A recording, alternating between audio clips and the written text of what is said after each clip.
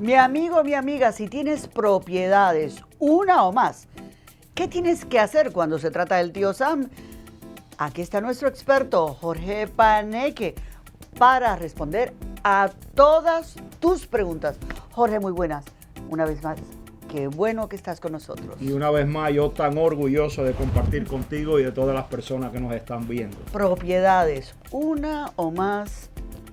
Excelente tu pregunta, porque muchas personas tienen ciertas confusiones en relación a las propiedades. Si eres una persona que tienes una casa de una familia o de dos familias donde vives y no recibes renta, el caso es bien simple. A la hora de hacer tus impuestos, si tienes hipoteca en esa propiedad, puedes deducir los intereses de la hipoteca y puedes deducir los taxes, los real estate taxes que la propiedad paga.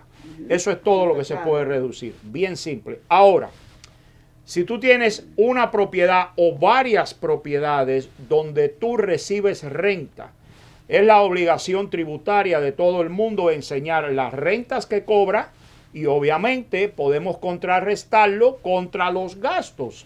Y a la misma vez le podemos agregar algo que no es un gasto que sale del bolsillo de nosotros, pero que es importante y se puede poner, que es lo que se llama la depreciación. Antes de llegar a depreciación, porque esa es mi próxima pregunta, tú me lees la mente. A la hora de deducir, estamos hablando de mantenimiento, administración. Seguro en la propiedad, reparaciones, el agua de la propiedad, los utilities, que es normalmente el gas y la calefacción, y todo lo que sea asociado. Si nieva y le tienes que pagar a alguien para que te limpie la acera, si pagas a alguien para que te bote la basura, claro, todos estos gastos son deducibles contra la renta que tú recibes. Te doy un ejemplo. Tú recibes $3,000 de renta. Tienes una casa de dos familias, vives una unidad y en el segundo piso lo tienes rentado en $3,000, $36,000 al año. Ahí de nuevo puedes deducir todos los gastos. Electricidad, calefacción, seguro de la propiedad, reparación, intereses de la hipoteca y muy importante de nuevo, la depreciación.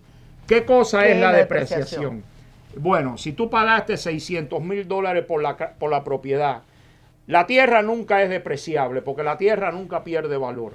Tú tienes que coger normalmente el 20% del valor que pagaste. Pagaste 600, el 20% son $120,000. A 600 le resta 120, quedan $480,000 que son depreciables. No hay opción en esto. El gobierno te dice en 27 años y medio. Si hace los números, debe de estar alrededor de $7,000-8,000 anual que tú puedes deducir. Vuelvo y digo, todos los gastos mencionados anteriormente, junto con esos $7,000-8,000 de depreciación, posiblemente sumen $43,000-44,000. Tú recibiste 36 de renta. Ahora en papel tienes una pérdida posiblemente de $8,000-10,000 que te va a beneficiar a contrarrestar la otra entrada que tú tengas. Si tú ganas $60,000 en sueldo y tienes una pérdida de $8,000, en vez de pagar taxes en 60, vas a pagar taxes en 52, 60 menos 8. Y esto es con una propiedad, no, esto van a ser con una, con dos, con 10. Ahora, hay ciertas cosas que tenemos que mantener en mente. Por ejemplo, si tú tienes más de $25,000 en una o en varias propiedades de pérdida, estás limitada a $25,000. El gobierno solamente te deja tomar $25,000 de pérdida. Y quiero que entiendas algo también. Aunque tenga más. Aunque tengas más. Y te voy ahora a elaborar sobre qué pasa si tienes más. Y quiero que entiendas algo. Si la persona o el matrimonio gana más de $156,250 al año, las pérdidas no son deducibles. Pero el que hizo la trampa, hizo la ley. Hay una herramienta que podemos poner esa propiedad bajo una LLC y entonces esa pérdida se convierte en deducible. Ahora, quería también explicarte qué pasa si tienes más de $25,000. Muy simple, es un carry-over. Lo cargas al futuro para el día que tú vendas la propiedad. No es que la pierdes, no recibes el beneficio inmediato, pero en el futuro vas a recibir el beneficio. Y Jorge, vuelve y repíteme, si gano entre mi pareja y yo más de 156,000... 250. ¿Qué pasa ahí? No puedes deducir pérdidas que tenga de real estate, de propiedades, excepto que pongas esas propiedades bajo una LLC, un Limited Liability Company, y entonces esa LLC te da un formulario que se llama una K1 de la LLC a ti personal, y ahí puedes deducir esas pérdidas. Estas son cosas muy técnicas. Y yo sugiero que la persona venga a mí para yo explicarle, ¿ok? Y como yo, hay muchos también que le pueden explicar, pero asegúrense que la persona está acreditada, calificada y licenciada. Y toda la información de Jorge L. Paneque la tienen en sus pantallas, el teléfono y toda manera de poderle contactar. Así que no hay excusas. Jorge, el flipping. Discúlpame un segundito y quisiera elaborar un momentico en algo. Siempre le digo a mis clientes, y esto me pasa tantas veces, no vayan al doctor después que se están muriendo. Vayan al doctor para que le mande la medicina para que usted no se muera. ¿Qué quiere decir esto? No tome decisiones sin primero tener la información correcta. Si usted va a vender una casa, si usted va a comprar una casa, venga y hable conmigo antes de hacerlo, no después que lo haga. Claro, porque el IRS tampoco acepta como excusa que no sabías. No, el IRS dice que cuando estamos hablando de cosas técnicas así, es su obligación de buscar el consejo del abogado, del contador o de un financial advisor antes de que usted meta la pata.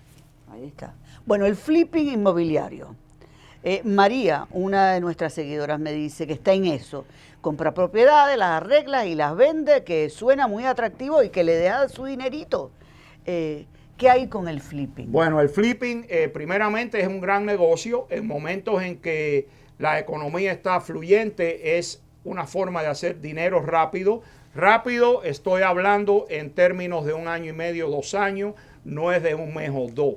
Esos tiempos pasaron hace 10 o 15 años atrás. Se compraba una propiedad en $400,000. Como digo yo, se le ponía un poquito de maquillaje y en 6 meses la vendí, en 3 meses la vendí, le ganaba 150, $200,000. Es muy bueno. Pero primeramente tienes que tener 2 cosas. Una, tienes que tener fondo detrás de ti, porque cuando tú compras una casa de una familia o 2 familias y la tienes que arreglar, lidiar con los contratistas te va a llevar posiblemente 2 o 3 meses. Y tienes que conseguir los permisos de la ciudad donde está otros 2 o 3 meses. ¿Tienes que tener el dinero? Tienes que tener el dinero porque a ellos no les importa que la casa esté vacía, que tú no estés recibiendo renta. Tú tienes que seguir pagando los taxes de la propiedad y tienes que seguir pagando el seguro. Eso es muy importante que tú tengas algún fondo para hacerle frente a esto. Y sí, hay mucho dinero envuelto si lo haces en la manera correcta. Es aconsejable que no lo hagas a nombre tuyo directamente, que si te vas a dedicar a esto, hagas una LLC, un Limited Liability Company, y dejes que esa compañía sea quien maneje todo esto. También tienes que tomar en cuenta, si compras en 500, te gastaste 100 en arreglarla, el costo tuyo ahora es 600. Si la vendiste en 750, te ganaste $150,000. Esos $150,000 tienes que pagar lo que se llama el capital gain, la ganancia capital, que normalmente es el 20%. Y, muy importante, ciertas leyes, hay leyes que dicen si tú retienes esa propiedad por un periodo de 2 años y la intención era uso personal, no pagas nada. Tienes que saber jugar el juego. Y lo otro, puedes hacer lo que se llama la famosa 1031, esto es algo bien técnico, donde vendes la propiedad, tienes 45 días para identificar que vas a comprar otra propiedad y ahora tienes 180 días para hacer el cierre y no pagas nada. Cosas técnicas, consulten con alguien que les pueda explicar. Así es, consultar con un experto como el señor Paneque. Jorge, tengo unas preguntas para ti que no tienen que ver necesariamente con este tema, pero que nuestra audiencia nos está preguntando. Me dice aquí Marcelo, ¿tengo que renovar mi número de ITN? Sí, muy buena pregunta, y en los viejos tiempos te daban un número de ITIN y ese número era permanente. Era igual al número de seguro social que tenemos nosotros. Pero hace unos 4 o 5 años acá, te dan los ITIN y no son permanentes. Normalmente, después de 24 meses, hay que renovarlo. La otra pregunta, si contribuyo al IRS, ¿debo temer que usen esa información para deportarme? No, la gente está muy confundida y yo puedo entender y me identifico con ellos. Eso es una cosa que no va a pasar porque las agencias del gobierno, por suerte para todos nosotros, son agencias independientes y si ellos violan los acuerdos que hay en la ley, se abren, they open themselves, se abren para que le pongan una demanda. ¿Qué quiere decir eso? Emigración no tiene acceso a la información del IRS y el IRS no se la va a dar porque si usted lo deportan porque el IRS dio su información a emigración, aunque usted lo deporten, usted fuera del país va a tener derecho a poner una demanda por la violación de los derechos de privacidad. Eso no deben de tener temor sobre eso. Y eso es importantísimo saberlo porque hay muchas personas con ese tipo de temor, ¿no? Estoy de acuerdo contigo, sí, desafortunadamente. Gracias a ti, Jorge, por compartir con nosotros toda esa información, toda esa experiencia, tu expertise, como se dice en inglés, y a ustedes por acompañarnos.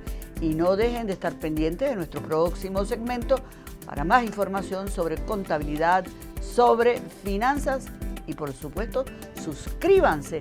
Nos vemos en la próxima. Gracias, Jorge. Es un placer de nuevo y siempre me da tanto gusto compartir y hablar de temas que yo sé que nuestra comunidad necesita la información y está a falta de esa información. Yo estoy aquí para servir y ayudar. Hasta la próxima.